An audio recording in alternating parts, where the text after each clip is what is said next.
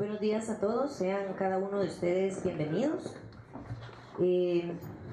Doctor Carlos Alberto Torres Vargas, vicepresidente de la Junta Directiva del Colegio de Médicos y Cirujanos de Guatemala, invitados especiales del Ministerio de Salud Pública y Asistencia Social, invitados especiales del Viceministerio de Educación, invitados especiales miembros de la CONAPI, invitados especiales Mesa de Cáncer, invitados especiales presidentes de AGO y AGI, invitados especiales del Congreso de la República, nuestros panelistas, colegas, damas y caballeros, sean todos y cada uno de ustedes bienvenidos al Colegio de Médicos y Cirujanos de Guatemala.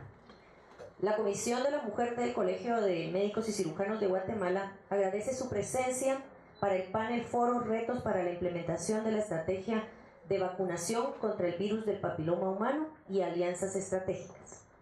Nuestra comisión es parte del consorcio de la Mesa de Cáncer, quienes a través de las distintas instituciones que la conforman ha brindado el acompañamiento y expertise para la implementación en pro de la prevención del cáncer cervicuterino en nuestras mujeres guatemaltecas al Ministerio de Salud Pública y Asistencia Social, conjuntamente con la Instancia por el Desarrollo de la Mujer, el Observatorio Nacional de Salud Reproductiva, así como la CONAPI.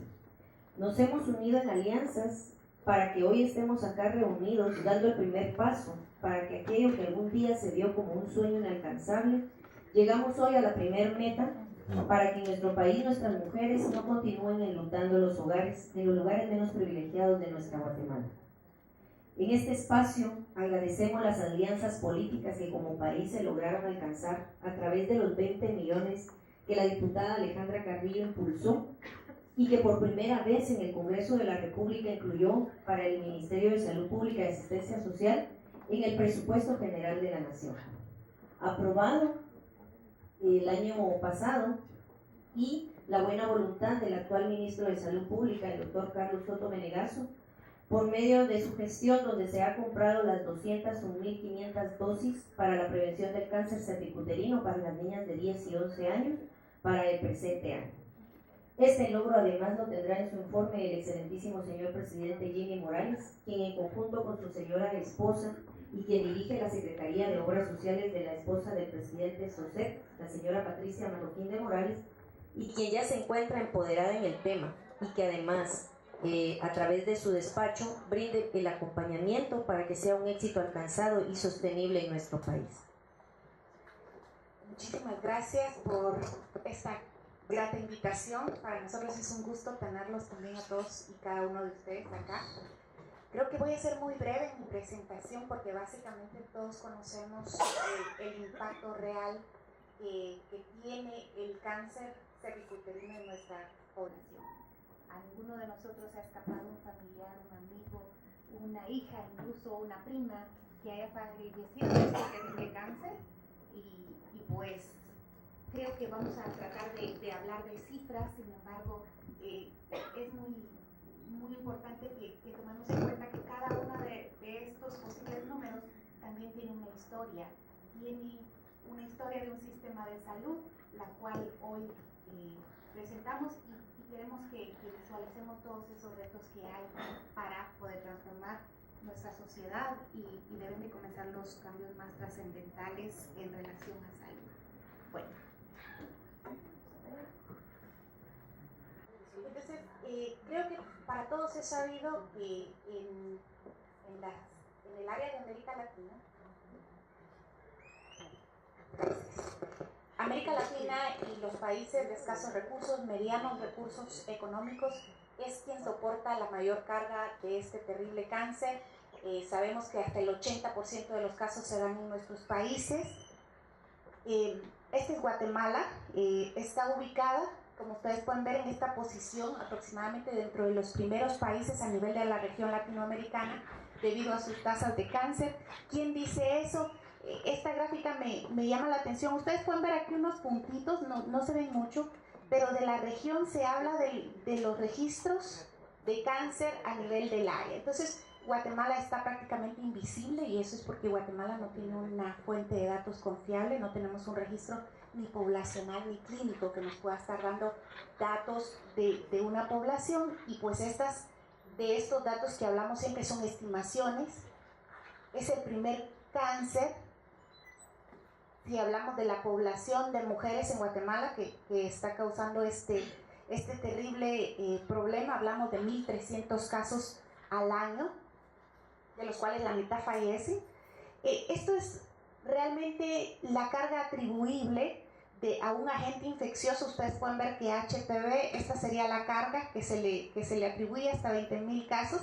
Luego venimos con Helicobacter pylori y así sucesivamente, pero podemos ver claramente la asociación de este terrible problema al VPH. Me llamó la atención solo es decir el riesgo de cáncer de cuello uterino con un VPH 16 comparado con un VPH negativo es de 435 veces. Eso es un riesgo considerable. Pero si hablamos del cáncer de pulmón entre fumadores y no fumadores, pues es 8. Y si hablamos de terapia de reemplazo con las que no utilizan, es 3-1. Así es que estamos en un terrible riesgo, nuestra población y nuestras niñas han estado en ese terrible riesgo.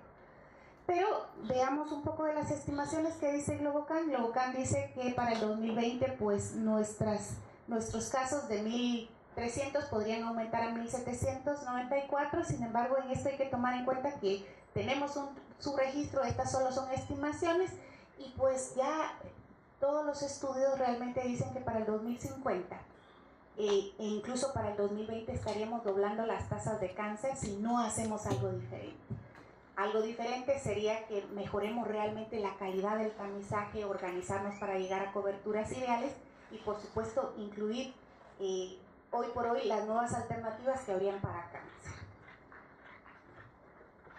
El INCAN dice que un promedio de 6.2 hijos dejaría cada mujer que fallece por un caso de cáncer. Esto lo sabemos. Si multiplicamos los números de muertes maternas, que aproximadamente son 700 al año, lo debemos de multiplicar luego por 6, que quedaría también el número de casos de huérfanos que tenemos por este problema. Lo que me llama la atención también es 50% de las mujeres que tenían cáncer tenían un antecedente de PAD-PRE. O sea, eso nos obliga a pensar que debemos de introducir obligatoriamente cambios a la estrategia que actualmente realizamos. Y pues hay nuevos enfoques, vacunas contra el VPH, pruebas de ADN. Eso sería realmente lo que se debe buscar. En resumen, una prevención de cáncer.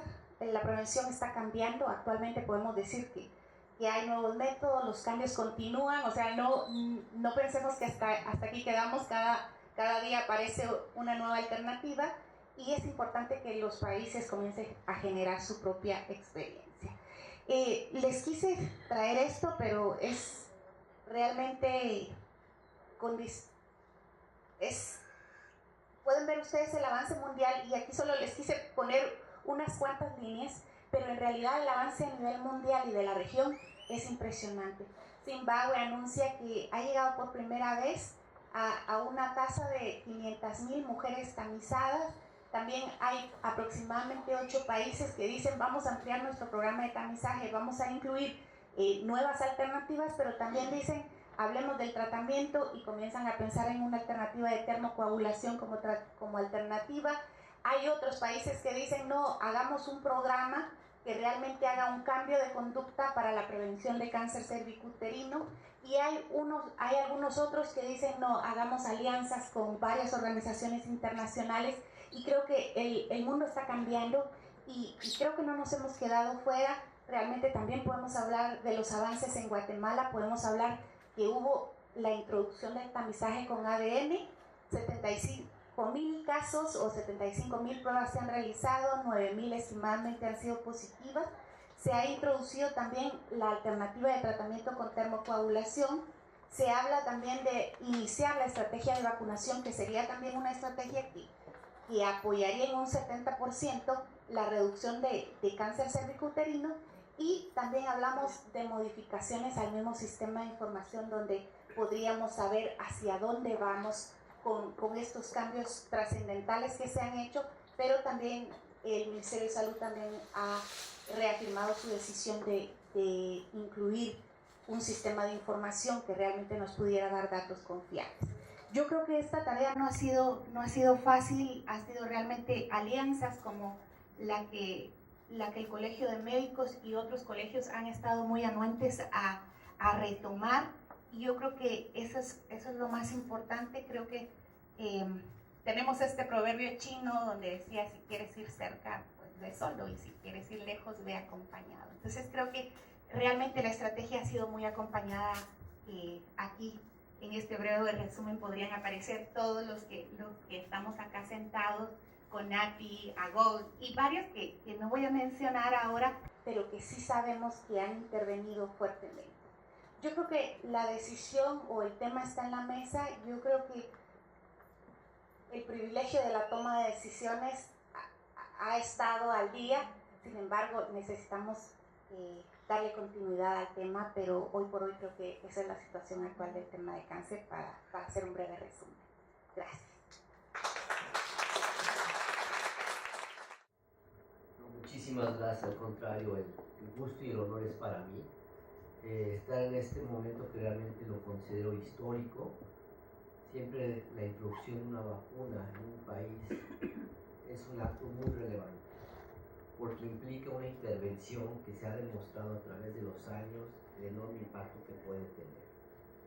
Y cuando tuve la oportunidad de recibir esta invitación, la verdad es que no lo dudé en aceptar inmediatamente, porque realmente hemos podido lograr ver en estos años cómo ha ido avanzando el tema de la prevención primaria en términos de lo que es las enfermedades asociadas al virus del papiloma humano, y en particular el potencial beneficio en reducción del cáncer cervicuterino.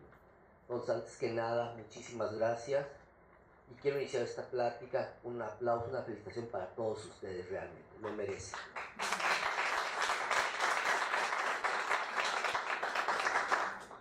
Entonces, el objetivo de dar esta presentación es un poco darles un poco una visión de lo que en general ha sucedido a través de estos años, lo que ha sido la introducción de la vacunación de virus de papiloma.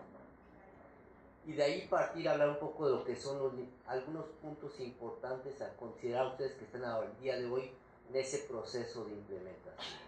Aprender un poco de las experiencias de otros países, ¿sí? Y ver cómo ustedes pueden, precisamente, que yo he visto, pueden servir como un modelo para Latinoamérica, ¿sí? Y creo que el proverbio que presentó es muy importante, porque muchos países quisieron correr rápido e introducir la vacunación, y de ahí han visto que han tenido dificultades ya en lo que es la implementación y la sustentabilidad a largo plazo. Ustedes aquí podrán decir vamos despacio, pero van acompañados seguros. Y se puede ahora tener la oportunidad de aprender de lo que ha sucedido precisamente en otros países. Entonces, es también como el que mucho quiere abarcar, no necesariamente es lo mejor. Entonces, precisamente en ese sentido, caray, se me fue la... ¿Se apagó? Es que, para darle vuelta a la derecha. Ahí está, es este y este. Bueno. Entonces, mire, la aparición de esas vacunas surge en el año 2006. Inicialmente surgió la vacuna tetravalente, surgió la vacuna bivalente, y más recientemente la vacuna nonavalente. Entonces les voy a dar un poquito una reseña de cómo fue surgiendo esto. Esta es una imagen de la organización PATH, Cancer Cervical Cancer Action, que muestra dónde estábamos en los primeros años. Cuando surge esta vacuna en el 2006, inmediatamente se empezaron a surgir una serie de cuestionamientos cómo podía ser incluida en los programas nacionales. Y empezaron a hablarse de los costos, de los modelos farmacoeconómicos, cómo se debe de implementar, porque presentaba una serie de características diferentes a la vacunación tradicional. Las vacunas tradicionalmente, pues uno siempre piensa en los niños y en los pediatras, que son los programas nacionales, se aplican en los niños el primer año de vida, por algunos refuerzos en otras edades en general. Pero interesantemente esto ha ido cambiando a través de los años. Si ustedes ven, por ejemplo, hoy en la OPS cómo está organizado, hablando de un programa de familia, porque es la verdad, hay vacunas ya para niños, adolescentes, adultos y adultos mayores. La vacunación del neumococo, la vacunación de influenza, incluso está del herpes zóster ahora. Pues esto ha ido cambiando a través del tiempo. Es un tema ya de la familia, es un problema integral, ya no es solo de los niños. Eso fue uno de los primeros retos y planteamientos que hizo con la vacunación de VPH. ¿Sí? Entonces, por eso es importante ver dónde estábamos en general a nivel global y vean dónde estaba precisamente Latinoamérica. Entonces, sin embargo, rápidamente, Latinoamérica es una de las regiones por excelencia vacunadora, y eso es algo que yo siempre enfatizo mucho. Si algo nos podemos sentir orgullosos como región, es que estamos totalmente comprometidos con la prevención primaria, en este caso a través de la vacunación, comparado incluso a los países desarrollados o regiones como Europa o el mismo Estados Unidos. Entonces es un punto que debemos sentirnos muy orgullosos, donde también la OPS pues obviamente ha jugado un papel fundamental, pero si no fuera por los propios países ese compromiso, no estaríamos donde el día de hoy, en los avances que se han logrado, en general en muchas enfermedades transmisibles. ¿Sí? O ustedes podríamos ahorita enumerar, nos podríamos llevar toda una mañana enumerando los éxitos. Pero precisamente por ese antecedente fue que lo que se ha logrado al día de hoy en Latinoamérica, en términos de introducción, ha sido un gran avance. Sin embargo, hay muchos puntos o retos que es lo que ahora tenemos que asumir, que es un poco lo que, por eso yo decía que hay que aprovechar aquí en Guatemala, ahora que van ustedes a iniciar su programa de vacunación. Y vean ustedes en dónde estamos a nivel global en el 2017. Viene el enorme avance. Realmente es impresionante, pero sobre todo si ustedes ven nuestra región de las Américas. Si lo vemos más a detalle, vean ustedes. Es realmente impresionante. Obviamente aquí ya puse a Guatemala, porque a mucho pues a inicio del 2017, aunque van a iniciar en 2018. Pero como decía, el hecho de ser uno de los últimos países viene siendo secundario. Lo importante es ahora cómo lo van a implementar y cómo vamos a lograr, ¿sí?, que sea un programa exitoso, porque al final la conjunción, el trabajo en equipo, la suma de esfuerzos de todos lleva el mismo objetivo, que es el reducir el cáncer uterino en las mujeres guatemaltecas. Entonces, más allá de diferencias políticas, sociales, religiosas, ideologías, este es un objetivo de salud pública. Y eso está muy por encima de cualquier otro objetivo. Yo sí los encomí, por eso es que es esa felicitación, porque estoy viendo realmente, en estos tiempos he estado un poco involucrando lo que está sucediendo, realmente es una felicitación sincera, porque realmente pueden ser un ejemplo para otros países. Y ya no digamos solo de Latinoamérica, sino a nivel global. El trabajo de todos los actores que van a tener un papel ahora en la implementación. Entonces es importante porque vean ustedes, prácticamente toda la región de las Américas está con un programa. Pero ojo, eso no significa que estamos en el mejor escenario en términos de cobertura, sustentabilidad. Ha habido experiencias no tan buenas en algunos países que incluso tuvieron que cancelar el programa y posteriormente lo reiniciaron, o que han enfrentado retos en términos de potenciales efectos adversos o problemas con algunos de estos actores, los que estoy mencionando, que han podido ser una barrera para la implementación, porque no se tomaron en cuenta algunas de las variables que vamos a mencionar más adelante en este proceso de implementación. Pero incluso en ese avance ha habido ya países que han tomado un segundo paso, que es la introducción también de la vacunación de niños. Por diversas, hay varias variables factores que uno toma en cuenta, que si son bajas coberturas, que si es un tema de equidad, que hay poblaciones de alto riesgo, en fin. Pero es simplemente para ver que el VPH afecta tanto a hombres como a mujeres. Aunque sabemos, y les voy a mostrar ahorita evidencia, que los hombres vamos a ser beneficiados con la vacunación exclusivamente en las mujeres, a través del efecto rebaño, protección indirecta. ¿Sí? Pero es importante ver cómo vamos avanzando como región. Entonces, bajo esos antecedentes, veamos entonces las variables que debemos de tomar en cuenta ahora que ustedes han iniciado ya en estas últimas semanas o meses, este proceso de inclusión de la vacunación. Y aquí se los pongo, vamos a analizar uno por uno. Obviamente había que hacer un diagnóstico situacional. La doctora Campbell mostró lo que era la cara de la. Primer punto importante. Si realmente es un problema de salud, era un problema de salud pública, el cáncer cervicuterino. Evidentemente lo era. Segundo, las estrategias que se habían llevado a cabo hasta estas fechas había sido suficiente. ¿Sí? Obviamente vamos a hablar de ya bajo eso una planeación, el definir un plan integral de prevención. Eso es muy importante. La introducción de la vacuna no significa la sustitución de los programas actuales. Es un complemento a lo que se viene haciendo y ahorita lo vamos a platicar. Educación y comunicación, crítico, fundamental. Ya ves, cuando uno piensa en educación médica, no es solo hacia a un punto en particular. Si ustedes ven ahí, estoy hablando de nosotros mismos como gremio médico. Para mí, las sociedades médicas van a jugar y están jugando un rol fundamental. Pero no nada más en tener la comunicación o la discusión científica en nuestros propios congresos, en nuestro ámbito. No, aquí es ir hacia la sociedad. Vamos a ser un factor fundamental en transmitir el impacto y el beneficio de una vacunación de estas características. Es una enorme responsabilidad, pero que debemos de asumir con todo el orgullo, porque esa es una de nuestras labores fundamentales, recordando nuestro juramento hipocrático. Fundamental. Obviamente viene la parte de la definición de la estrategia de la aplicación de la vacunación. Y como decía, que es diferente a lo que tradicionalmente conocíamos en la población pediátrica.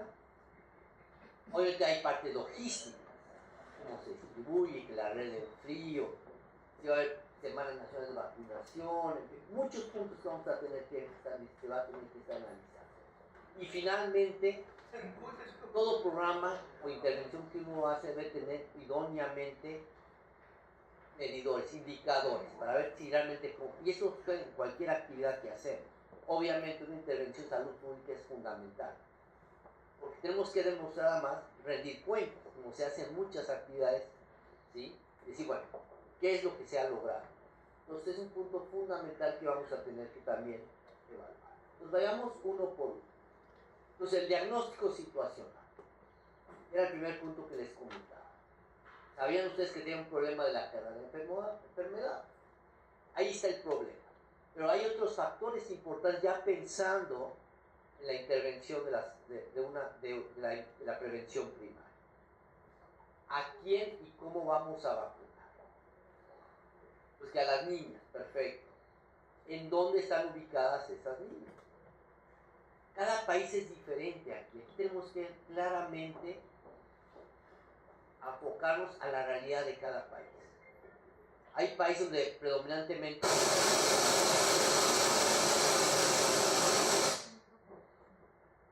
ya para que la doctora le damos la bienvenida.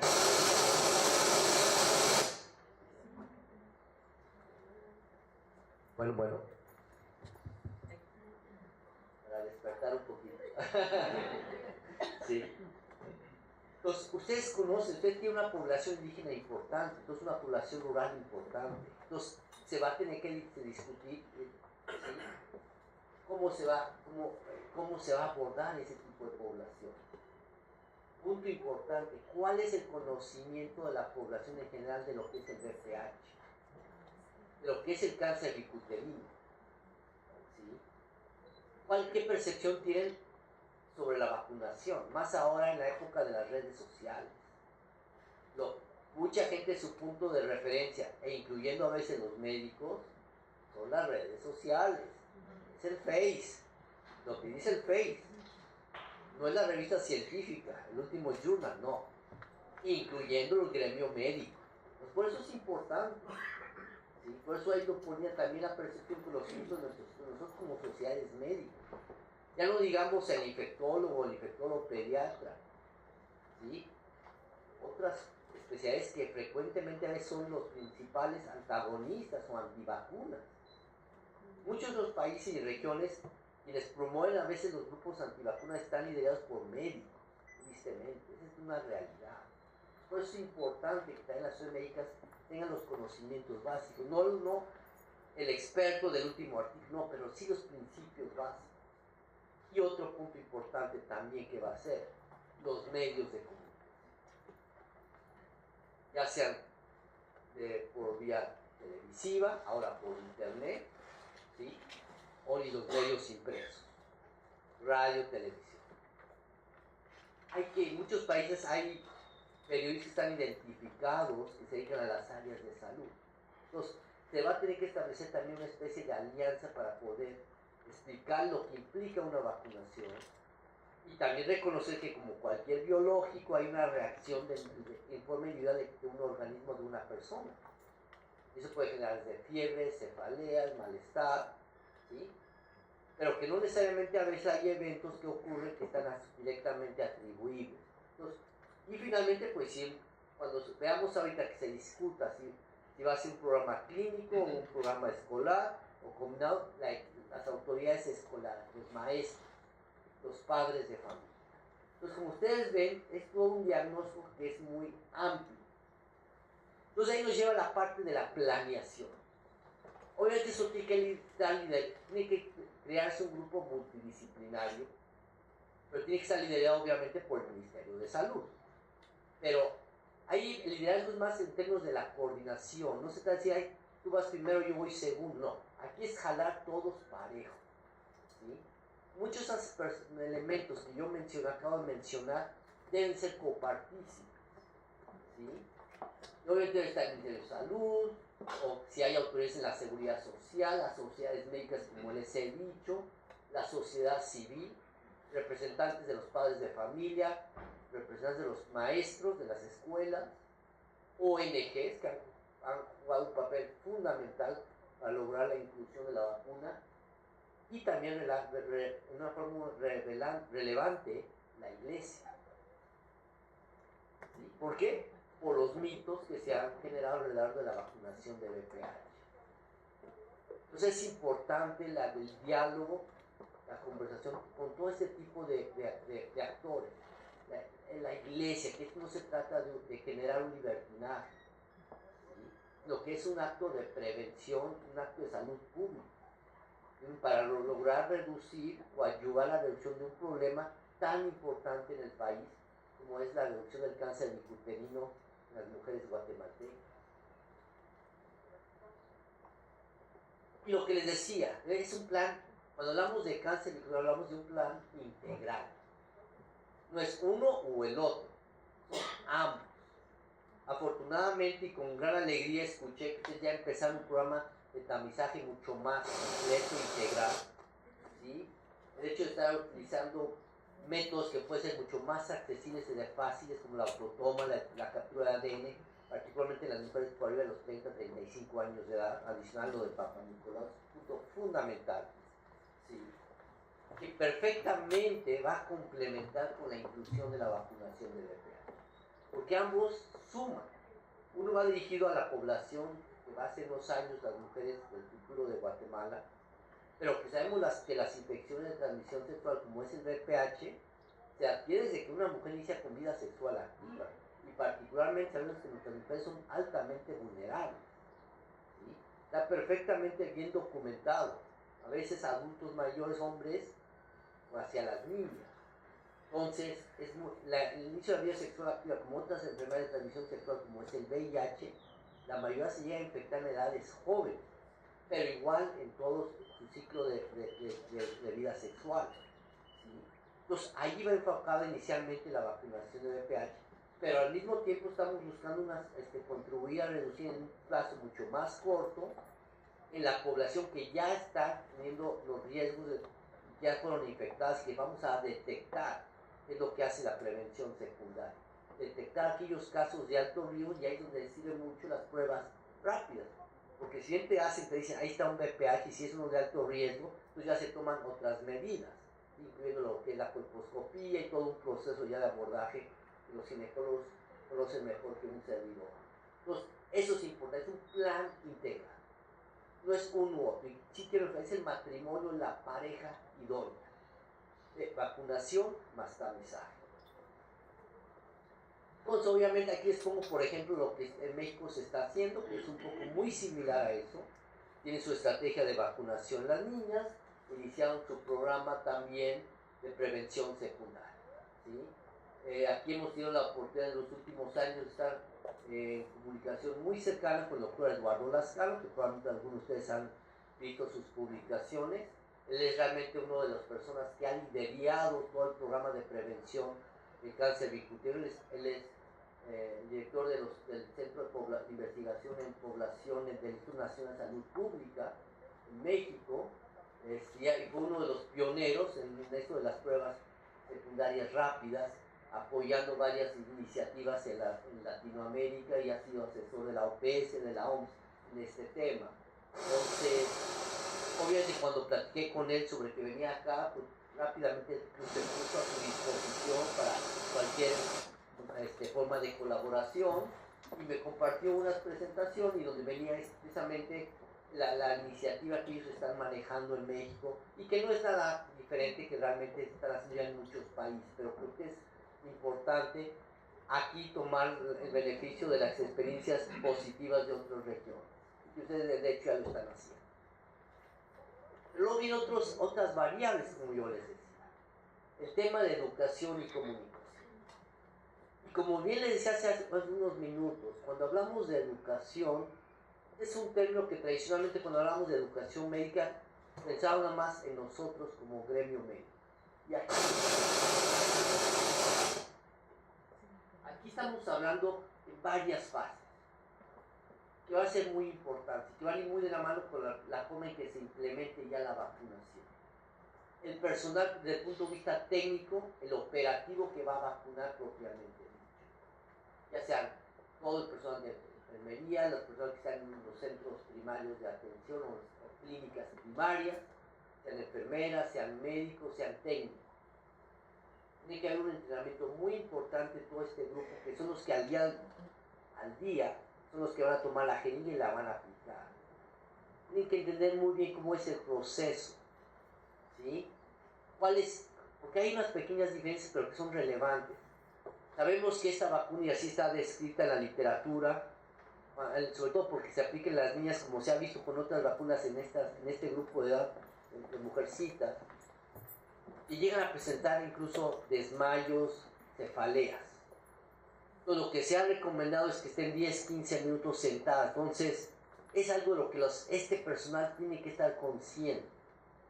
El lugar donde se va a vacunar, en fin, un lugar idóneamente cerrado donde no esté expuesta a la vista de las demás niñas que estén observando, ¿sí? Para evitar experiencias de otros países que desafortunadamente al no aplicar esto se vio, y seguramente más adelante lo vamos a platicar cuando hablemos de seguridad, lo que sucedió en Colombia, porque algo de esto sucedió, ¿sí? No era el sitio idóneo, y cómo se planteó y cómo se fue escalando.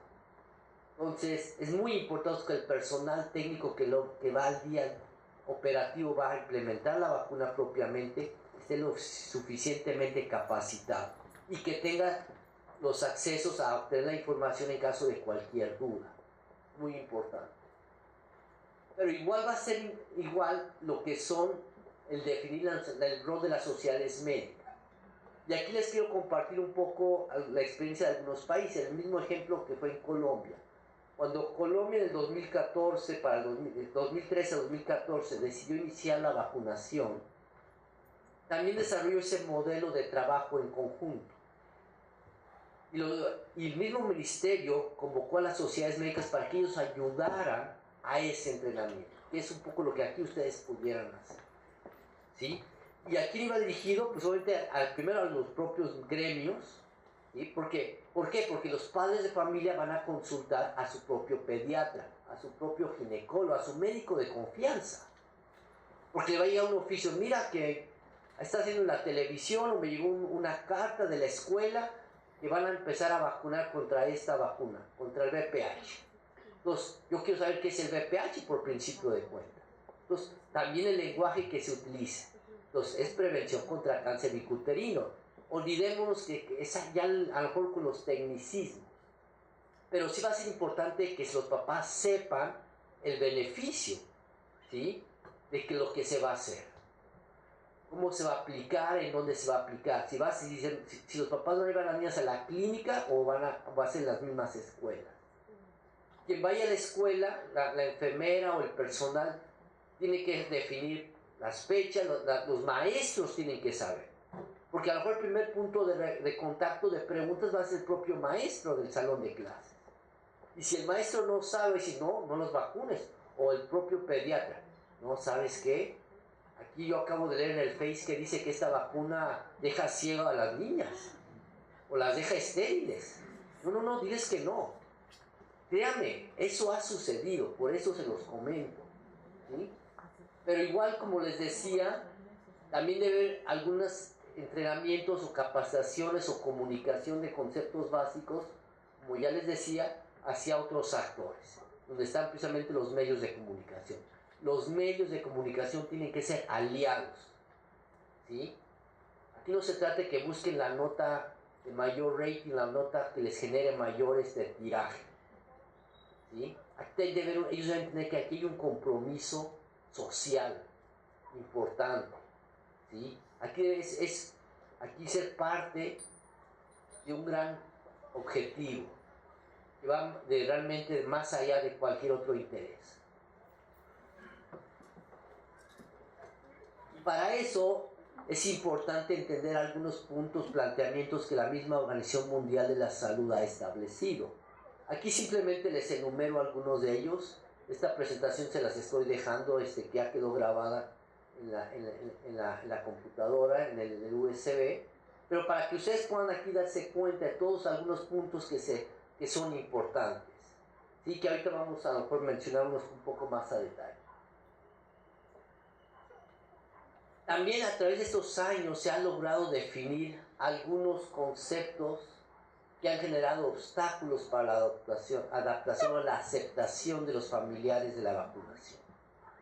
Los primeros empezaron a surgir, pues obviamente en los países anglosajones, que no tienen ellos el concepto de vacuna tan enraizado como lo tenemos, por ejemplo, en Latinoamérica.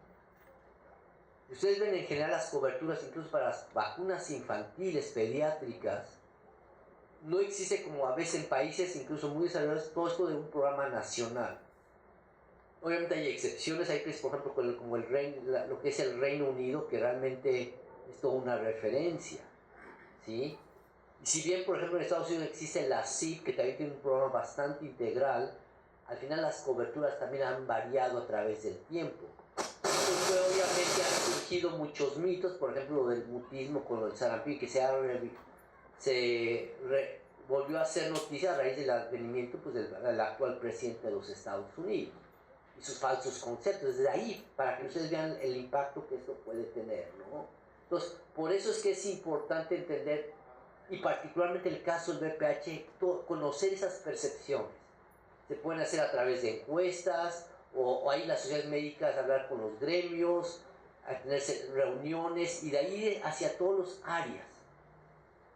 Por ejemplo, las comunidades indígenas. A lo mejor ellos ni siquiera entienden en el español. Hay que hablarles en su dialecto. Hay que hablarles en su lenguaje. De una forma muy sencilla. No les voy a ir a hablar que el VPH tipo 16 subunidad XY. No. Hay que hablar simplemente, ¿sabes qué? Ustedes mira aquí, en nuestra comunidad, muchas mujeres, tu vecina, tu comadre se murió de cáncer de la matriz, porque a veces lo conocen como cáncer de la matriz. Eso te va a ayudar a que tus niñas no le vaya a dar esto. Y tú tienes que ir a tu clínica o mira, hazte la autotoma. Hay que adaptarnos a nuestro medio, ¿sí?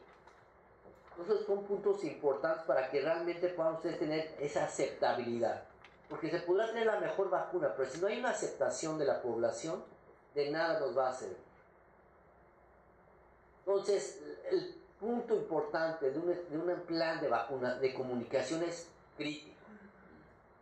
Tanto a nivel del ministerio, cuando empiece a hacer comunicaciones más masivas, cuando llegaran a presentar incluso alguna situación de una crisis. De hecho, hay talleres que se pueden hacer precisamente para manejo de crisis, ¿sí? Hay instancia y forma de que esto se puede hacer de forma colaborativa. Es cuestión de que el propio ministerio lo analice, lo pueda plantear y se puede trabajar en esto, incluyendo con las sociedades médicas u otros actores, ¿sí?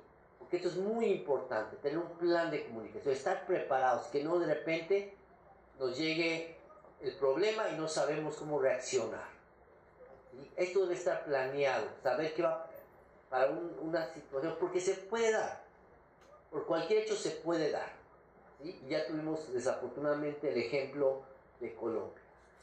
Y con todo gusto lo podemos platicar un poco más adelante, la sesión de preguntas y respuestas, después que se dé la presentación sobre seguridad. Y lo que aquí hemos mencionado, y que creo que ustedes pueden ser ese ejemplo, el trabajo en equipo.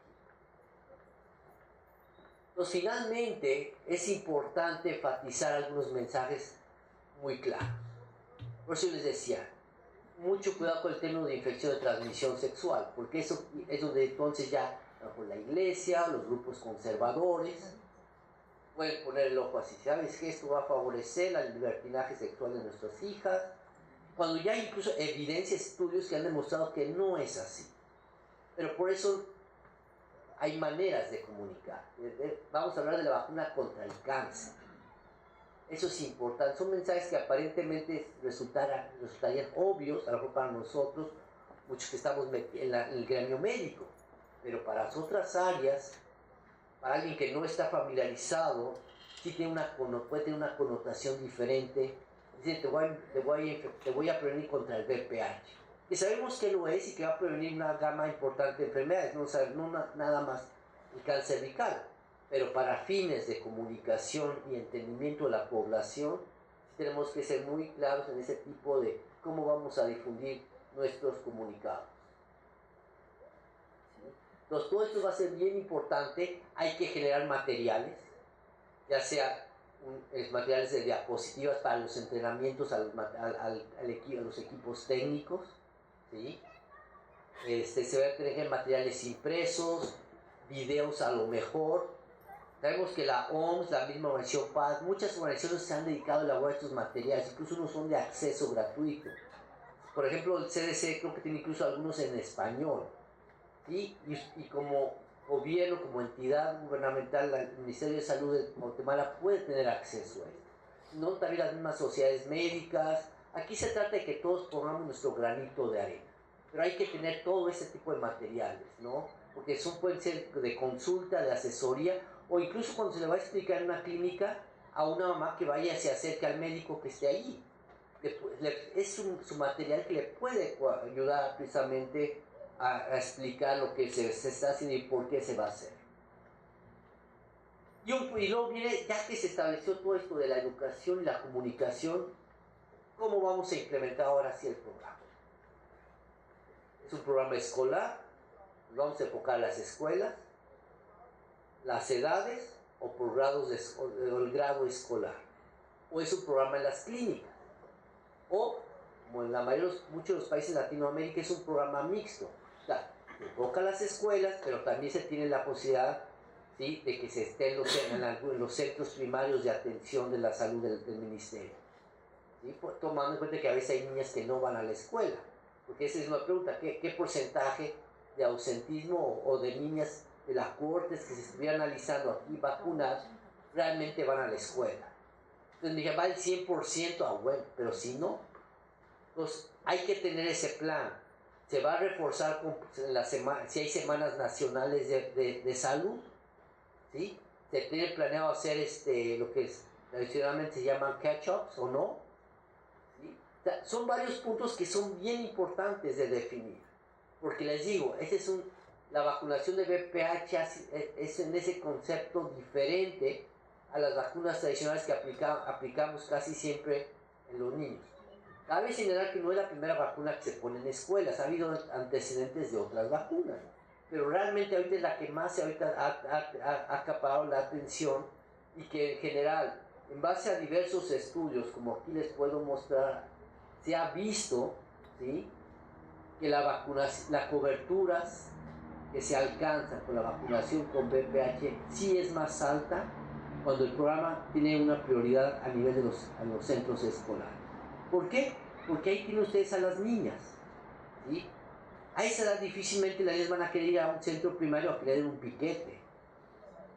De loco, aquí voy a ir a que me estén picando.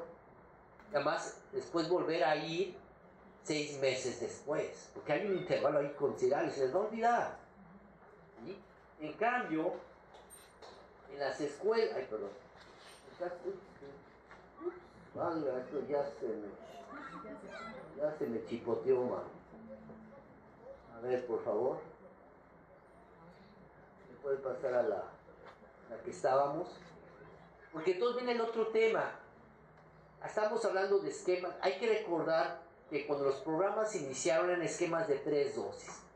Era el esquema de 0, 2 o 6 o 0, 1 y 6 meses.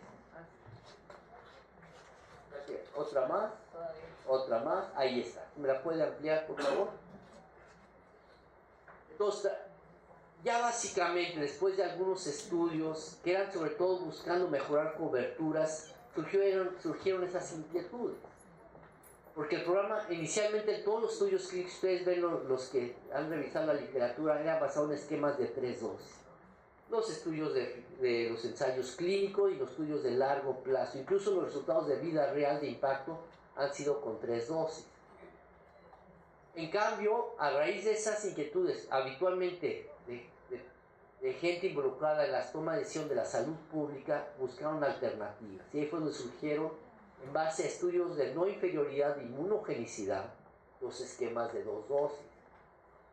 Y como yo se los he dicho, eso puede generar también preguntas en sus pacientes, en los papás. Porque obviamente si es la idea, como seguramente así va a ser, y como ya sucede prácticamente en todos los países, va a ser un esquema de 2 dosis. Pero entonces ahí viene una pregunta, esquema de 0,6, que es el que básicamente la mayoría de los países hacen, o el esquema de 0,12 que ahí planteaba, que también ha sido ya implementado, por ejemplo, en Chile. Inicio del ciclo escolar, inicio del siguiente ciclo escolar, o incluso al final de ese ciclo escolar. Porque también hay que ver la parte práctica de cómo se debe de aplicar. ¿Sí? Entonces rápidamente algunos papás pueden decir, caray, pero si muchos se meten al Face, o le van, oye, pero si yo sé que son 3 dosis, ¿por qué el gobierno me está poniendo solo 2 dosis? Ahí es donde nosotros como gremio médico tenemos que explicar que es una decisión de salud pública en beneficio poblacional y que ya una discusión individual no exime de que se quiera poner esa tercera dosis en un momento dado, pero que en base a la evidencia y recomendaciones de la misma Organización Mundial de la Salud, OPS y instituciones internacionales, al día de hoy todas las vacunas disponibles de VPH en el grupo de 9 a 15 hasta los 15 años de edad está recomendado y validado el esquema de 2 dosis. Entonces eso es importante porque esas dudas van a surgir y no que el gobierno quiere poner menos dosis para gastar menos, porque rápidamente empieza a manejarse en forma sesgada ese tipo de información, ¿sí? Y finalmente pues su sistema de red de frío, cómo la van a distribuir, si tienen la transportación, si tienen los termos suficientes para cuando vayan a los lugares más recónditos de los altos, en las montañas, ¿no? Entonces todos son variables importantes a tomar en cuenta. Y como les decía, en base a la evidencia se ha demostrado que los programas escolares sí se logran más cobertura. Y finalmente un punto importante, con el cual quiero ir terminando mi presentación. Idóneamente todos los países debiéramos hacer esto, pero la realidad es que difícilmente se logra hacer, por falta de infraestructura y falta de datos estadísticos ya basales para poder evaluar lo que ha sido el impacto y la seguridad de la vacunación con VPH. Quiero señalar que para otras vacunas Latinoamérica sí ha tenido muy buena información, en el caso de rotavirus, en el caso de neumococo, con evidencias sobre reducciones de la enfermedad u otras enfermedades exantemáticas, por ejemplo.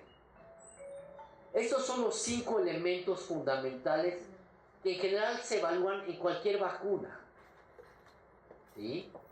Desde lo que es la respuesta de inmunogenicidad, ¿sí? Que en el caso particular del VPH, aunque sabemos que no hay una correlación, sí ha servido, por ejemplo, para la definición del número de dosis.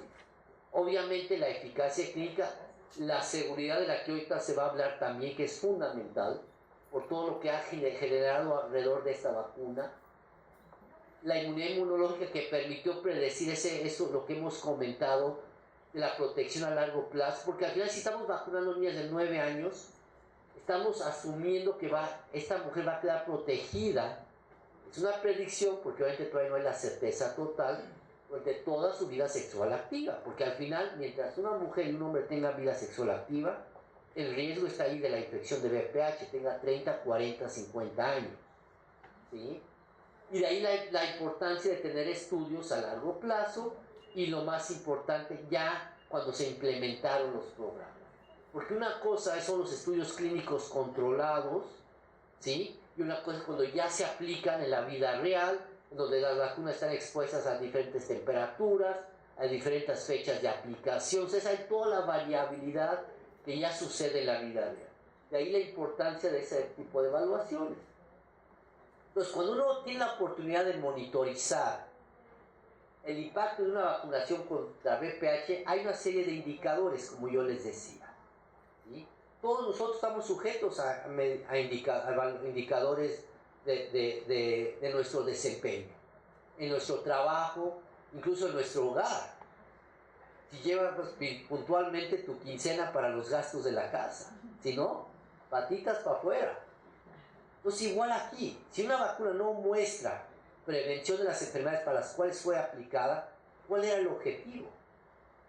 Pues por eso es importante tener indicadores clínicos, en este caso también laboratoriales, de corto, mediano y largo plazo. Afortunadamente todos estos indicadores se han ido demostrando en estos últimos años.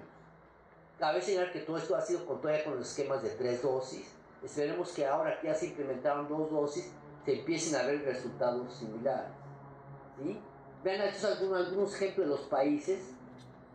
Todos son básicamente países de vías desarrollados, porque antes tienen el sistema de vigilancia ya implementado, tienen estadísticas que a veces los países carecen y tienen los recursos para llevarlos a cabo.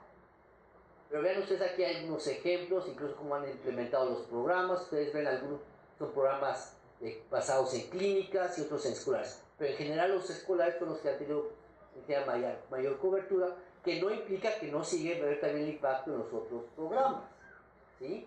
Vean ustedes, eso ha generado una enorme cantidad de publicaciones. Afortunadamente todo esto se está documentando, y eso es importante, porque cuando vienen estos temas de cuestionamientos, de crisis, que si la vacuna no sirve, que alguien se levanta, es que la vacuna no protege contra cáncer. ¿Sabes qué? Aquí hay evidencia para cada uno de los indicadores. Uno como médico tiene que hablar con la evidencia sólida científica, ¿sí? Ante argumentos no sustentables, ¿no? Entonces, simplemente para que ustedes se den cuenta de todo ese tipo de datos, vean cómo estos países han reportado resultados en cada uno de estos indicadores, corto, mediano y largo plazo, ¿sí? Obviamente, si yo empiezo a vacunar en niñas aquí en Guatemala, ¿qué las van a planear? 10 años de edad. Obviamente, los primeros datos que podrían ustedes empezar a ver de efectos son 2, a través de los años, primeros 3, 4, 5 años. La circulación de los virus, ¿sí?, que están incluidos en la vacunación, y uno de los indicadores clínicos, en este caso verrugas genitales. Cuando esta niña se empieza a tener vida sexual activa, ¿cuál es la edad promedio de inicio de vida sexual activa aquí en Guatemala? 3, ya hay niñas, ya hay evidencia de 14 años. 14 años. No de que puede ser incluso hasta edades menores, que hemos visto, sobre todo en lugares a veces de las costas o donde hay mayor turismo, por ejemplo, que el turismo sexual se da mucho en nuestros países. Entonces, estas niñas, si están vacunadas, ahí vamos y seguramente en las clínicas que atienden precisamente a este tipo de patologías, ¿sí?, vamos a empezar a ver esa reducción, porque así ya se está demostrando, ¿sí? Entonces, cuando ustedes van a empezar a ver algunos de estos indicadores, pero interesantemente, también van a poder ver que esto va a suceder, como aquí ustedes pueden ver, ¿sí? Estos son ejemplos de Australia, que ha sido uno de los países de mayor referencia por su programa con coberturas altas, toda la infraestructura. Pero al final esto va a suceder en todos los países con coberturas aceptables, ¿sí? Vean ustedes lo que ha sido lo que es la determinación de la circulación. Pero vean ustedes muy importantemente cómo se empieza a reducir algunos de estos indicadores. Aquí en este caso lo que estamos viendo es la reducción en verrugas genitales, ¿sí? Uno de los indicadores con reducción que en Australia prácticamente ya desaparecieron. Pero no solo eso, como yo les decía, va a haber un beneficio para la contraparte masculina. Porque al final, si estas mujeres ya están protegidas, ya no van a ser, también se va a eliminar el estado de portador. Y por lo tanto, que es la fuente por la cual el hombre también se infectaría. Entonces el hombre también va a tender a reducirse, como se ha observado en Australia, ¿sí? En Australia, cuando inició el programa, también vacunaron a mujeres de mayor edad, que ya con vida sexual. Por eso es que lograron obtener ese tipo de resultados. Pero que al final de cuentas, tarde o temprano, más temprano que tarde, la mayoría de los países también lo van a ver cuando estas niñas empiezan a tener vida sexual. Entonces ahí hay un beneficio indirecto también hacia el hombre. Y es importante porque el hombre no solo se va a prevenir de decir el VPH, sino eso va a reducir verrugas, la posibilidad de cáncer anal, cáncer peniano, y obviamente lo que es también tanto ambos, el cáncer orofaríngeo. Cerca del 30% es causado por el VPH, fundamentalmente el tipo 16. Pero un punto ya para terminar, que creo que da muy bien pie para la presentación de la doctora, es hablar de la confianza en las vacunas, en el caso particular del VPH. Es importante porque hay que recordar esta frase del doctor Stanley Clocky, que ha sido uno de los pioneros de la vacunación universal a través de los años, ¿sí? Muchos tenemos en nuestra biblioteca la Biblia de las vacunas, que es un libro solo de vacunas que está editado por el doctor Stanley Clocky. Entonces esta frase creo que resume el objetivo primario, lo que ha sido las vacunas a través del tiempo. Desde las primeras vacunas que surgieron y el enorme impacto que han tenido en la salud pública, ¿sí? Pero el beneficio de la prevención primaria de la vacunación implica elementos en todas las áreas, como ustedes pueden ver. Es un impacto que va a tener en la salud, pero también en la economía, en muchas variables, como ustedes pueden ver. Pero para ello se requiere todos estos elementos para tomarlo en cuenta. Porque al final lo que estamos buscando es que se tiene confianza en las vacunas, es como realmente vamos a poder lograr nuestros objetivos. Si no hay esa confianza, en el caso de VPH, la población tiene dudas, inquietudes o está desinformada, por más esfuerzos que hagamos y no tengamos esa comunicación y educación apropiada, esto va a quedar en simple retorno. Por eso es tan importante, por eso me siento tan comprometido y el gusto estar aquí con ustedes. Porque esto puede ser realmente, como yo lo he dicho, un momento histórico para la salud pública de Guatemala. Porque la evidencia sí lo muestra tristemente. Vean ustedes algunos ejemplos, lo de Colombia. Colombia, cuando inició su programa, llegó a tener coberturas del 95-98%. Era un programa de los más exitosos a nivel mundial. Tristemente, vino un reflejo de la situación de nuestros países. Una escuela en las zonas rurales, de las zonas más pobres, Simón de Bolívar, aplican la vacuna en un área relativamente abierta, una niña se desmaya y las demás niñas ahí observan. Entonces otras empezaron, se vacunaron 2, 3, también al ver esto también se desmayaron, incluso para niñas no vacunadas se desmayaban. Viene un partido político, vienen los medios de comunicación, un ministerio de salud que no estaba preparado para una situación así, que se paralizó. Por eso es que digo que hay que prepararnos. Por eso los talleres de manejo de crisis son tan importantes, ¿sí? Y es algo que sinceramente el Ministerio de Salud hubiera contemplado. Lo han hecho otros países, no hace mucho, el año pasado, Bolivia, un país con todas las características también ideológicas, llevó a cabo un taller precisamente de manejo de crisis, porque ellos decidieron incluir la vacunación y en base al aprendizaje de las enseñanzas de otros países. Y está el ejemplo de lo que pasó en Dinamarca o en Japón o en Canadá. Canadá, un medio de impreso muy importante sacó una nota y rápidamente las sociedades médicas de Canadá sacaron toda una página hacia ese obliga, diciéndole que tendría que retratarse, porque lo que decían era totalmente falso. Era el principal medio impreso de Toronto, lo hicieron y retractaron y sacaron esa edición, la eliminaron por completo.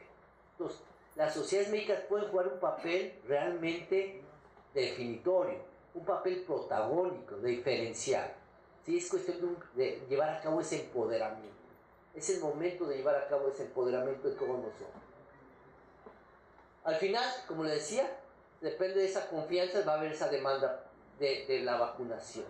Pero para ello necesitamos tener sistemas de salud eficaces, una coordinación de las políticas de todos los programas. Hay programas, por ejemplo, el programa de prevención de cáncer también. Hay que ver cómo se coordina, se elabora. Y un punto importante que yo creo que aquí ustedes lo van a lograr, ese liderazgo y ese compromiso para que realmente se pueda definir toda esa confianza, esa coordinación en cada uno de nosotros. No es un solo actor, no es solo el gobierno, no es que la vacuna es responsabilidad del gobierno, no.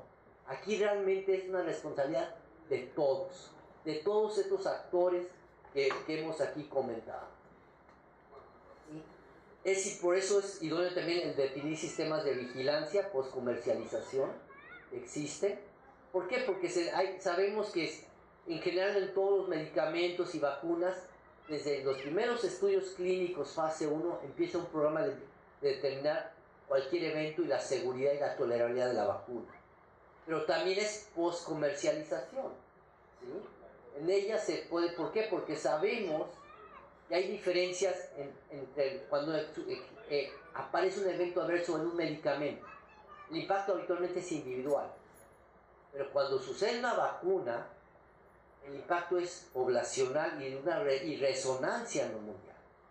¿Por qué? Porque las vacunas se aplican en forma masiva. Esa es una de las grandes diferencias entre la utilización de vacunas y un medicamento. Un medicamento va para una enfermedad muy específica y una población muy pequeña o definida. En cambio, acá son universos importantes, porque son programas poblacionales. Una de las grandes diferencias, ¿no? Y por eso la relevancia de los programas de vigilancia pasiva, que la mayoría de los países existen, como es el sistema VAERS desde el CDC de los Estados Unidos, pero también hay programas de vigilancia activa. Y todos estos estudios han logrado demostrar que la vacuna al día de hoy es eficaz, efectiva y segura. Pero ya del tema de seguridad, ya ahorita van a hablar con un poco más de detalles. Porque al final lo que estamos buscando es determinar causalidad. Y por ello también va a ser importante en esos entrenamientos que cada uno de estos médicos o padres de familia que llegaran a ver cualquier tipo de evento, reportar. También tenemos esa obligación ética. No definir, es que no tiene nada que ver, es el reportar. Ya será a través de un sistema de vigilancia y toda la información de los datos, definir si hay o no una relación de causalidad. Pero nuestra obligación primera es reportar cualquier evento. No que que se atropelló, se cayó, es un evento adverso. Que le pusieron ahorita la vacuna y empezó a tener visiones, es un evento adverso. Que salió a la calle y vino una bicicleta y se le atravesó y la atropelló, es un evento adverso. No importa, no estamos en esa etapa, no se define la causalidad, es el reportar el evento. Ya vendrán las instancias para definir la causalidad, definir si realmente hay una atribución a causa-efecto. Bueno, con eso termino. Repito, es muy importante la confianza para que realmente se logre esa vacunación. Hay diversos manuales de referencia, está de la Organización Mundial de Salud, está de la misma OPS ha sacado algunas referencias, hay publicaciones, pero también está la experiencia de otros países. Como Ministerio de Salud, como sociedades médicas, podemos comunicarnos. Tenemos la enorme ventaja del idioma, de la hermandad que existe entre todos nuestros países, ¿sí? Entonces, el Ministerio de Salud aquí puede hablar con la gente de Colombia, con el de Panamá, con todos para compartir enseñanzas y experiencias de lo que han vivido todos estos años, para aprender de algo que no sucedió como se quería, para no volver a repetir a lo mejor algunos errores o estrategias, ¿no? Y con ello pues termino. Realmente la introducción de vacunas de VPH ha sido un cambio importante, porque entramos en la era de que seguimos avanzando en la prevención del cáncer a través de la prevención primaria. La primera vacuna fue hepatitis B y esta es la segunda vacuna hacia cáncer, que es el VPH. Muchas gracias. Bien, pues gracias por permanecer acá hasta este momento. La verdad es que yo me encuentro muy contenta. Si tuviera que poner un estatus de Facebook, diría que me siento emocionada, no sé qué estatus pondría. Me siento muy contenta de estar acá y sobre todo porque sé que las personas que veo sentadas acá, todas las que están, y algunas que no están, yo sé que quisieran estar, pero no se puede uno partir en dos, ¿verdad? Para estar en dos sitios. Hemos puesto un granito de arena de mar, y algunos han puesto más que un granito de arena, ¿verdad? Pero la verdad es que sí, me siento muy gustosa de estar acá. Y la verdad es que me va a ser más fácil dar mi charla, decirles de antemano que no es media hora, porque después de las dos charlas que me antecedieron, mi charla va a ser mucho más fácil.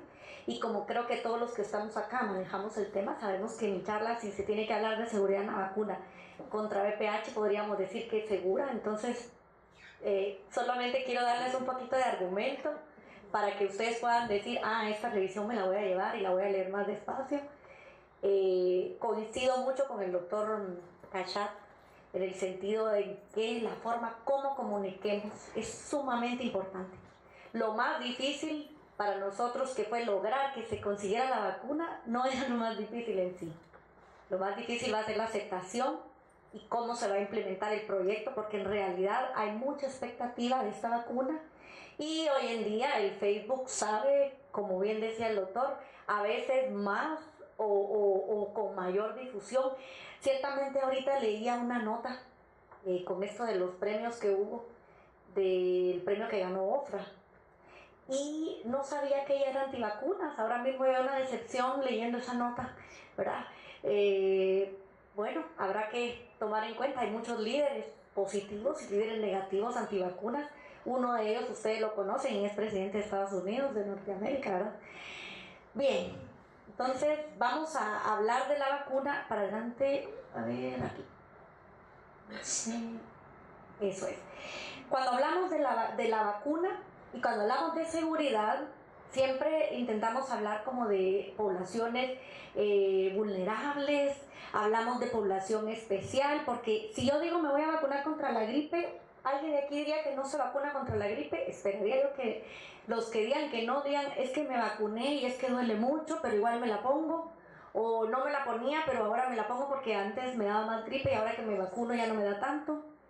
Pero vacunar embarazadas, vacunar niños, yo por lo menos que vacuno adultos, porque soy infecto de adultos, no vacuno niños, digo, bueno, ¿por qué? Pues más que por el temor de vacunar al niño, es por el temor de la madre. No, eso es una broma. ¿Verdad? Es tener en cuenta todo lo que lleva al contexto familiar y el contexto a quién vamos a vacunar. Si tengo cáncer, doctora, ¿cómo me voy a vacunar si tengo bajas las defensas? Tengo diabetes.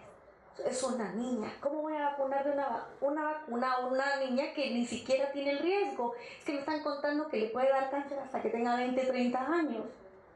Y ahora, y la voy a vacunar ahorita de niña. No, hombre, ¿por qué? Si la niña, eso es para las niñas libertinas. Eso es para las niñas que van a andar teniendo relaciones. Mi niña no. Eso es a lo que nos vamos a enfrentar nosotros. Y lo que pasa es de que muchos de los que estamos en este equipo, porque acá los que estamos somos un equipo, tenemos que no solo convencer a la familia, a los padres, al niño, sino que también convencer a nuestros colegas, porque lo que el doctor decía es ciertamente. A mí me pasa, estoy en una cena con algunos amigos y resulta que hay más de alguno que tiene mucha importancia en su opinión, pero que realmente no está tan informado del tema. ¿Y qué pasa? ¿Nos gustan los médicos que nos contradigan? No nos gusta, Tenemos un ego que en el cuerpo a veces no nos alcanza para la cabeza y el ego en el otro lado. Entonces, ¿qué va a venir a mí a decirme aquí la licenciada o la señorita enfermera que tiene que vacunar si yo soy el non plus ultra, el gran currículum que acaban de leer ahí de la doctora? Eso nada que ver. Entonces tenemos que estar abiertos a que de esta vacuna va a haber gente que sabe más que médicos, más que profesionales de la salud, y nos va a cuestionar. Y tenemos que tener argumentos para decirlo. Así es que un poquito, o también que se pueda dar, es que esta vacuna es para la población homosexual. Y es que como yo estoy en contra de, y entonces ya viene toda la camada y toda la historia de lo negativo, y aparte que yo soy muy fan de Ricky Martin, que se acaba de casar, pero igual sigue siendo fan. Bien, tenemos que ser muy claros en nuestra opinión, ¿sí? Porque a veces nuestra opinión muy abierta, y la abuelita resulta que es la que tiene que dar el permiso para que le vacunen porque los padres viven en Estados Unidos y la nena está bajo mi cargo, que yo soy la abuela. Y la abuela tiene 60, 70 años y me van a venir a hablar de una vacuna. ¿Cómo, mi hija? Yo no quiero escuchar que mi nieta tiene o puede tener relaciones sexuales. Y el doctor preguntaba qué edad tiene o a qué edad inicia la vida sexual activa nuestras niñas, nuestras madres. Miren, yo no sé cuánto tenía el niño que nació a primera hora del 31, no lo sé, pero la carita de esa niña seguro que no tenía más de 20. O sea, la mira uno, yo todavía escribí y dije, es una niña. Y me dijeron, no, es niño. Digo, no hablo del niño, hablo de la madre. ¿Verdad? O sea, a eso nos enfrentamos. Entonces, hablando un poco ya de lo que es las herramientas, cuando di una charla en el Congreso de Colegio de Médicos, de Congreso de Ginecobstetricia, en mi cuenta de Twitter yo lancé esta pregunta. Ya no me dio tiempo de lanzarla para reconfirmar, pero fíjense que yo escribí: ¿sabes si existe una vacuna contra el virus de papiloma que previene el cáncer de cervix? Y yo escribí: solo hay 3 y son seguras, sí pero no son seguras, sí pero son muy caras. Y otra, no son recomendadas por OMS. Pero miren qué interesante. Yo sé que son 125 personas, pero que les cuento que la mayoría de los que me siguen a mí son médicos. Y algunos de los que no me siguen, muchos que son profesionales o que son algunos periodistas, yo qué sé, que tienen algo de conocimiento. Pero miren a mí lo que me llamó la atención. Sí, pero son caras. Y entre sí, pero no es segura. Y entre no recomendadas por un 70% de la gente está pensando que las vacunas no las podemos poner así porque sí. Claro, ustedes me dirán, no, doctora, es que su grupo de Twitter de plano, saber quiénes son. Bueno, no lo sé, yo estoy contando lo que mi experiencia pude evaluar, ¿sí? Claro que si paso esa encuesta aquí, todos vamos a decir que sí, que son seguras, que hay 3 y que bueno. Bien, hay 3 vacunas, no me voy a detener mucho en ello, ¿verdad? Porque ya sabemos la que el ministerio ha comprado acá. Y el doctor, pues, que me antecedió y habló un poco de la eficacia, y no voy a ahondar mucho acá en esto. Lo que sí quisiera recalcar y que quede claro es comentar que las 3 vacunas son recombinantes purificadas, no son infecciosas. O sea, no es que, ¿cómo le voy a poner la vacuna a mi hija, a mi nieta, si ni siquiera la niña es una niña? ¿Qué tal le pongo la vacuna y entonces puede desarrollar la infección? Porque puede pasar cuando uno le pone la vacuna de la gripe. Es que me dio, doctora, nunca me da gripe, y cuando me ponen la vacuna de la gripe, ese día pasé con una gripe, me enfermé, pero más suave, dice la gente, ¿verdad? Entonces, ¿cómo le voy a poner la vacuna de VPH? Le pongo la vacuna del papiloma y si poniéndole la vacuna me la voy a infectar. No, mire señora, ¿qué pasa? Que la vacuna, y tenemos que explicarle que es un pedacito, que es esa L1, un pedacito de la proteína de la cápside, la que agarraron, la sobreexpresaron y la pusieron en otra. Y es como una partícula similar para que la gente entienda que la vacuna en sí no es infecciosa, ¿sí? Y esto lo que va a generar pues es esa respuesta, aunque las partículas en forma no sean distinguibles de un virión auténtico. Ay, tengo problemas para entender esto. No sé, ¿cómo va aquí? El de abajo. Tengo que irla pasando al revés. Eso es. Y para atrás. Bueno, ahí está. En inmunogenicidad, aquí también hay una situación, porque hay 2 vacunas, las que más se han escuchado, Y hay gente que va a decir, es que a mí mi médico de lo particular me puso una que dice que es de como de 2 cepas, le dice a una vez la gente, o que tiene solo 2 números, y es una que se llama Cervarix. Pero ¿por qué a mí en clínica, doctora, me pusieron esta y ustedes están poniendo una que dice 4? Si es que yo leí en internet que como a los 48 meses la otra me daba como más defensa. ¿Ahora qué hago yo, doctor? Porque el ministerio me está poniendo esa. Yo quiero la que es mejor, la que más tiempo me va a durar. ¿Cómo vamos a abordar esto? Mire, entonces tenemos que explicar, ambas vacunas tienen cabeza a cabeza, que son los estudios, ambas vacunas nos van a dar anticuerpos para los serotipos que estamos colocando, ¿sí? Clínicamente, ese plus o ese extra que se ha manejado mucho, clínicamente o en la práctica o en la vida diaria, todavía no sabemos si eso puede ser o no correcto o evidenciado en nuestros pacientes, ¿sí? Y eso hay que trasladárselo al paciente. Y ambas tienen una eficacia o protegen contra cáncer de cervix, que es lo que nosotros estamos tratando de prevenir en nuestra paciente. Lo de las verrugas, que también es otro tema, ¿verdad? Y a veces algún paciente nos va a llegar con este cuadro, ¿verdad? Mira, doctora, este es el cuadro que me bajé de internet, explíqueme, a ver. Este, que es el adyuvante, es el mismo, ¿verdad? En cualquiera de las vacunas. Doctor, ¿y por qué no nos ponen esta 9 valente? Porque imagínense si hay una de 9, ¿por qué nos van a poner de 4? Bueno, vamos empezando, vamos a implementar la de 4, esperemos, ¿no? O sea, vamos empezando, hay opciones, vamos a proteger lo que estamos buscando, y eso es algo que nos tenemos que llevar en la mente, lo que decía el doctor. Estamos empezando porque la vacuna es para prevenir el cáncer, ¿sí? Y es lo que hacia donde vamos apuntando. ¿Pero por qué lo pongo acá? Porque va a haber pacientes que nos van a venir con esta información.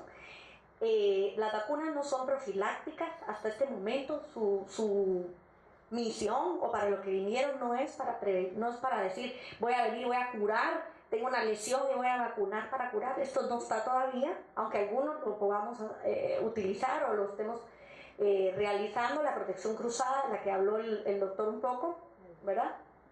Y en cuanto a efectividad, vamos hacia la efectividad para las lesiones precancerosas en mujeres adultas y jóvenes.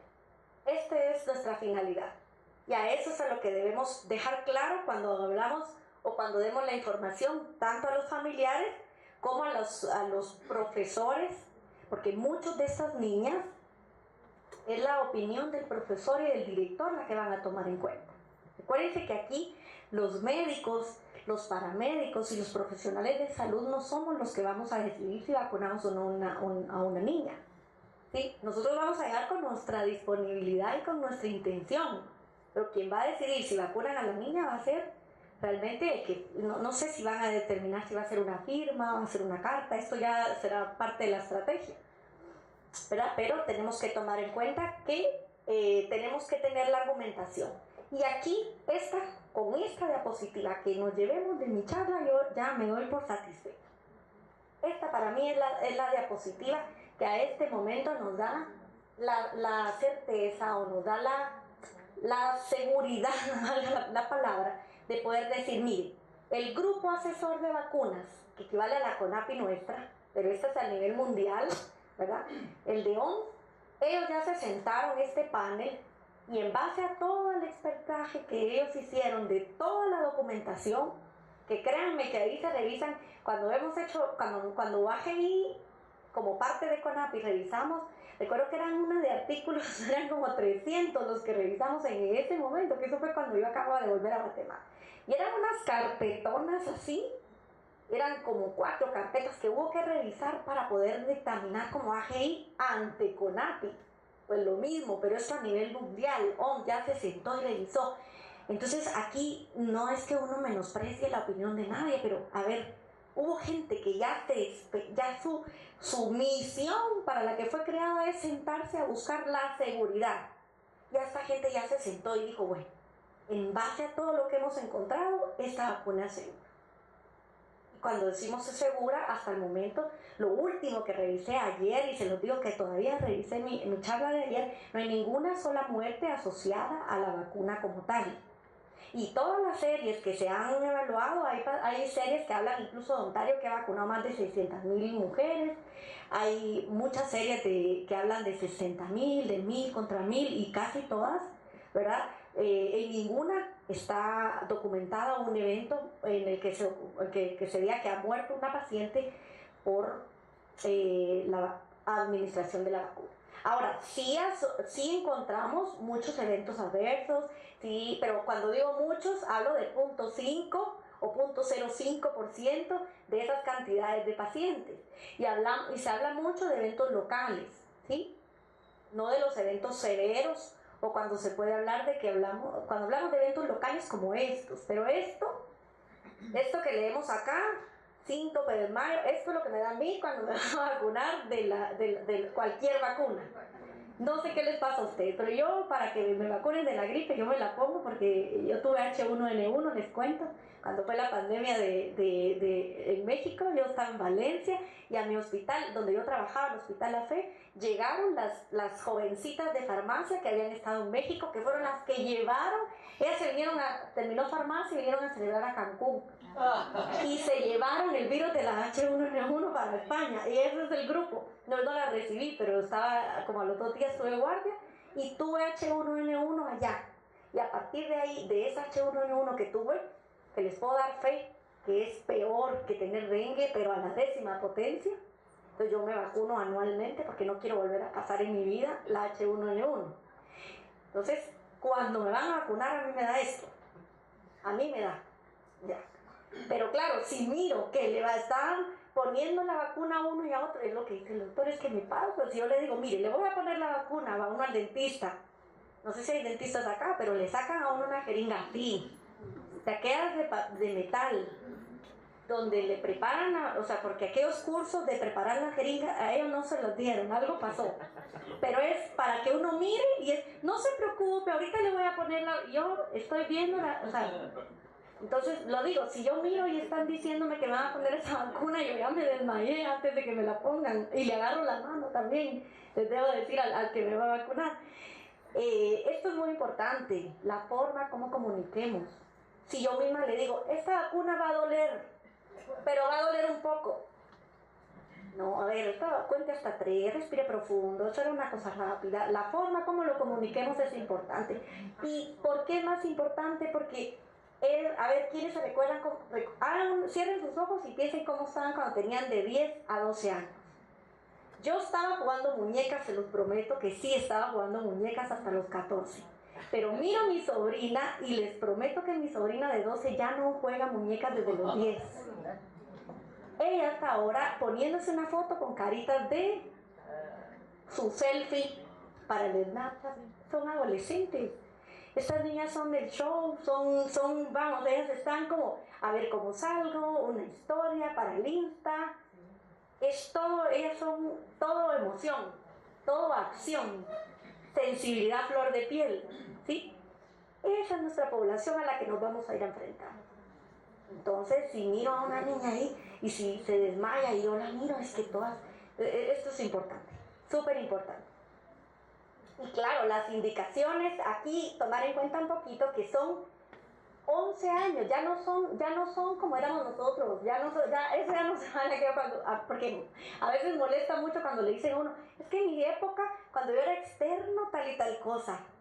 Y uno dice, pues chicas, pero si eso fue hace saber cuántos años, ¿por qué me dice eso a mí? Es que en mi época, bueno, pues lo que sí está claro es que las niñas a esa edad ya no son como nuestra época.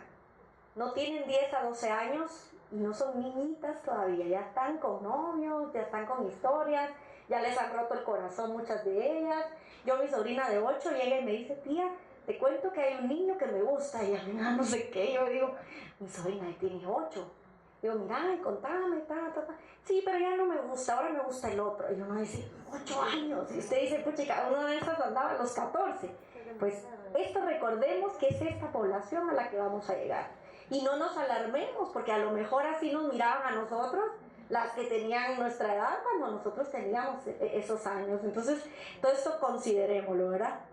Bien, lo del SAGE que lo comentó el doctor Cachat, explicar bien lo de las 2 y las 3 dosis, ¿sí? Porque va a haber muchas pacientes que antes se la colocaban en lo privado y van a llegar ahora a colocársela a los centros de salud.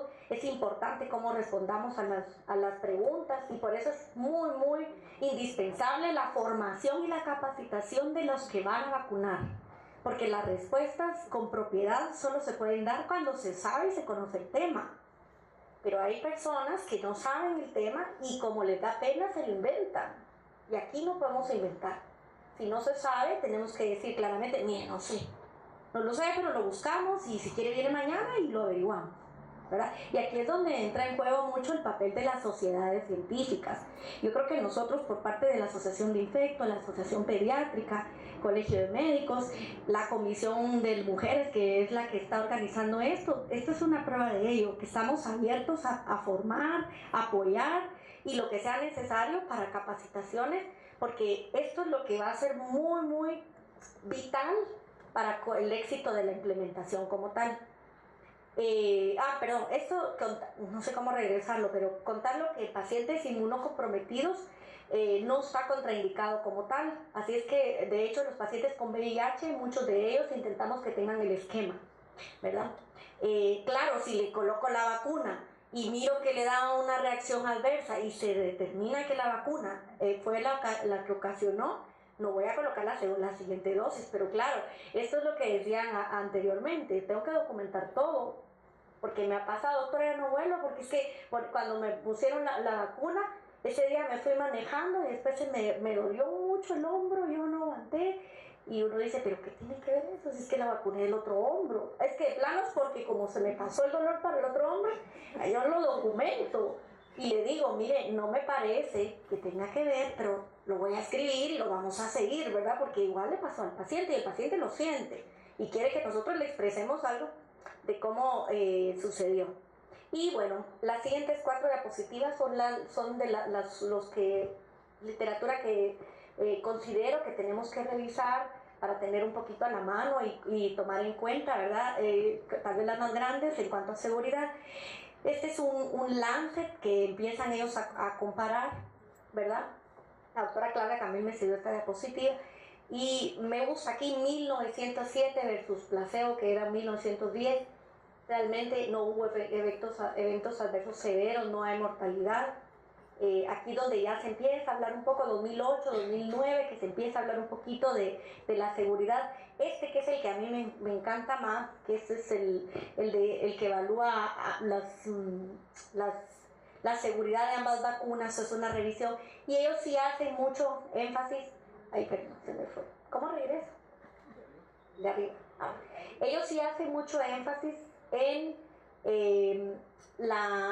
como es un metaanálisis, buscan los 6 estudios más grandes, los 6 análisis más grandes, y hay uno de ellos que es el que comenta el hecho que comenta el doctor Cachat, que es en este lugar Carmen de Bolívar, cabal 300 niñas en una escuela, pero ese evento no al final no lo definen qué es lo que, o sea, lo que sí definen es que no tenía nada que ver con la vacuna, y lo definen como una crisis histérica al final, ¿sí? Que fue lo que sucedió. Y en los eventos, en todas estas series de casos, porque ponen cada estudio, hay un estudio, incluso el de Ontario, que son 690 y pico mil casos, casi 700,000, donde no hubo eventos adversos severos, y los eventos adversos que sucedieron no sobrepasan ni el 0.5, es 0.05 versus 0.02% contra el placebo. Entonces, yo creo que aquí este es el metaanálisis que a mí más me parece completo, ¿verdad? Donde analiza la seguridad como tal. Este también es otro bonito, del junio de 2016, el impacto en la afectividad, y son 10 años, hace referencia, ¿verdad?, de cómo en este margen de pacientes que han sido vacunados, incluso hay estudios ya postvacunales donde se ha determinado y no hay muertes atribuidas a tal. Lo digo porque también hubo un caso que sonó mucho en las redes, un caso, no sé exactamente si era París, pero era francesa, una chica con meningoencefalitis, ¿verdad? Fue un warning que salió y en realidad fue un evento adverso ¿verdad? Que sí es un evento adverso severo, pero no documentado como la mortalidad como tal. Y este que es uno también más reciente, que es 2017 me parece, este es una evaluación, ¿sí?, de cómo de lo que han vacunado en Dinamarca desde el 2006 a 2013, y ellos lo que hicieron fue revisar. ¿Por qué me llama la atención? Porque ellos lo que hicieron fue centrarse en las madres o en las embarazadas que recibieron la vacuna y que no sabían en ese entonces que lo estaban o que iban a estarlo. ¿Y por qué lo digo? Porque nosotros no tenemos muchos estudios en decir, le voy a poner esta vacuna a la embarazada a ver qué tal sale el bebé. ¿Quién va a ser la guapa que se deja poner la vacuna? ¿Quién va a ser el médico guapo que se va a animar a hacer ese estudio? No hay, ¿verdad? Entonces este fue un poco para atrás, porque aquí no es que la gente quisiera ser voluntaria a ponérsela, sino que, mire, son registros. ¿Y por qué me llamó la atención? Porque ellos lo que querían ver era, mire cuántas de las que recibieron la vacuna tuvieron abortos, muerte fetal, defectos congénitos, tamaño pequeño o algo que tenga alguna normalidad en el feto, ¿sí? Y interesantemente no encontraron algún defecto, ¿sí? Fíjense, no encontraron, o sea, dijeron, mire todos estos eventos que pudieran haber sido el temor de vacunar. Esto no quiere decir, la doctora Sandoval dijo que vayamos a vacunar las embarazadas, por favor, pero lo que quiero es para que veamos que a veces uno de los temores, ¿verdad?, suele ser y este estudio por eso me gusta mucho, ¿verdad? Porque al final ellos coinciden que es una vacuna segura y que viene a reforzar un poco lo que veníamos hablando antes, ¿verdad? Que es una vacuna segura, y por ello tengo aquí hay más asociaciones, igual la mexicana, pero no la incluí en esta diapositiva, pero sí ver todas las asociaciones que nosotros tomamos en cuenta, ¿verdad?, que la recomiendan. Y no la recomiendan solo porque sí, sino porque realmente hay evidencia de que la vacuna es segura, ¿sí? Bien, esta es la última diapositiva, no sé si tienen alguna duda o comentario, es un poco el calendario.